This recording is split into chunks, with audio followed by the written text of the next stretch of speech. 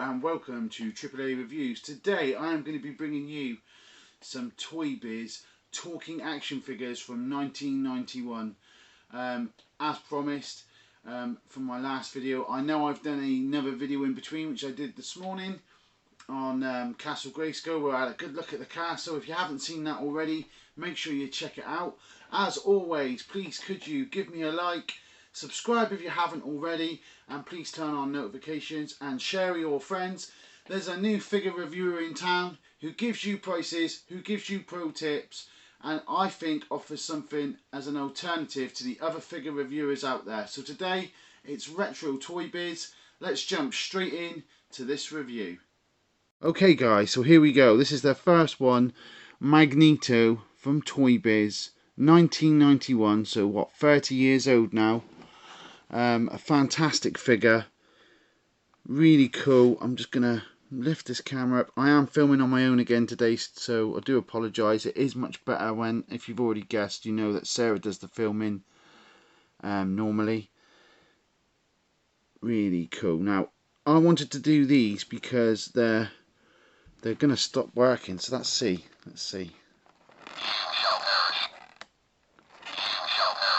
You shall perish.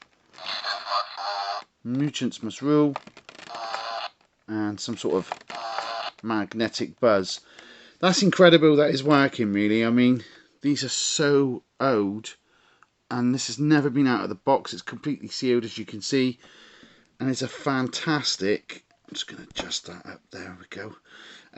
And fantastic for the age. Let's take a look on the back. So on the back we can see, I'll lay it down flat and I'll bring you in so you can have a look. You could get SpiderMan, Punisher, Hulk, Venom, Magneto, Wolverine and Cyclops. Sadly, I do not have the Hulk and I do not have Venom, but many years ago I did. My mother bought me several of these from Traeger Mills. I may have been about Alfie's age, maybe a little bit older, and I do remember them. So she got me all the ones they had at the time. Next, you can see on the back of the box is the first, I think that's the first series of X-Men, which is something I'll be doing soon, so make sure you stay tuned to my channel. We've also got several of the Marvel superheroes, something I have lots of, so I'll be definitely doing reviews on them. But yeah, these are really cool. Now, price wise, I don't really think it makes much of a difference if they're talking or not. I'm going to be honest, because if they're sealed, they're sealed. It just depends. Some people like figures sealed, some people don't want them sealed. But a fact of the matter is, if they are sealed, they're worth more money. So I would say in the green, and this is going to be across the board. It's not like there's one that stands out price-wise more than the others. So I'm just going to say this the once. I may repeat it through the video, but £25 you're in the green. £35 you'd be in the orange, and you'd still be in the orange if you paid £45. So that's going to sound confusing, but this is how I've worked it out today based on sold prices and asking prices. And then when you start to hit 50 or over, you start to go in the red. That's because I've seen some examples of, a lot of examples where they're asking 50 and people have managed to get them to bring them down. So that's where you are price wise with these as a price guide. So there you go, that's Magneto. Let's get the next one. It's Wolverine. Take your best shot. I've got claws, I can use them, and sneak like a sneak sound. Let's see if it works. Let's have a look at him first. Really cool figure. The claws don't retract like you did on a lot of the other X-Men. You can see there's no articulation. All the figures are the same articulation wise. So you can turn his head, I believe. Yep, you can. There's no articulation in the arms. There's a slight articulation in the knees. This is his classic brown suit. And you get a katana, like a sword, which is really cool. So let's have a listen. And sadly, he's gone. And I've got to be honest, if I was to pull this out the packet, he wouldn't be able. I'd say they've probably corroded inside the little cell battery. So that is a shame. He was working when I got him, you know, some time ago. These are those power packs, and they just sit. There's literally a slot in the back that sit on the back. Again, price wise the same. I'd say it's a disadvantage that he doesn't work, okay, because it's always going to be an advantage. If I wanted to sell this, which I don't because I'm a collector, but if I wanted to sell this, it's always an advantage to be able to say, yes, he's still working with sounds. But I think value-wise, it's still the same. I do believe with these particular ones now, they're starting to really get an age to them. They will go up in value. So if you can get one in the 25 and under mark, or even 35 and under mark, still working or not working but sealed, I don't think you're going to go too far wrong from a collector's point of view if you're collecting to you know, and hoping for an increase in value. I think these here are definitely going to increase in value as time goes by, because it's just one of those things that are just going to get rarer. So that's the Wolverine. Cyclops, bit of a damaged plastic on this one, which is a shame. Just show you that, you know, these things happen. He says optic blast fire, let's go X-Men, and zap like a laser weapon sound. Now he doesn't light up like the other Toybiz version of him that came out after this one, but let's see if he's still working. Let's go X-Men. Let's go X-Men. Optic blast fire. How cool is that? Still working after all these years. Maybe, you know, Wolverine was just overpressed, who knows, but that is fantastic to know that that's still working.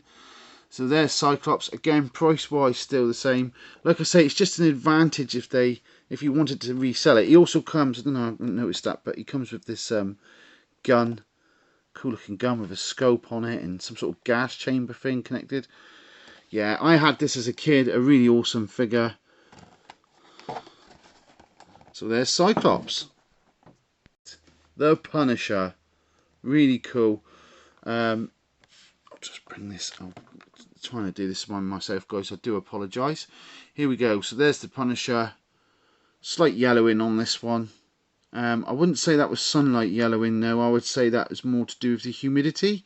If the humidity's wrong, then this can start to cloud, and you don't want that. He comes with a machine gun, of course, a handheld machine gun. Does he work? Let's get in nice and close, so hopefully he works and you can hear it.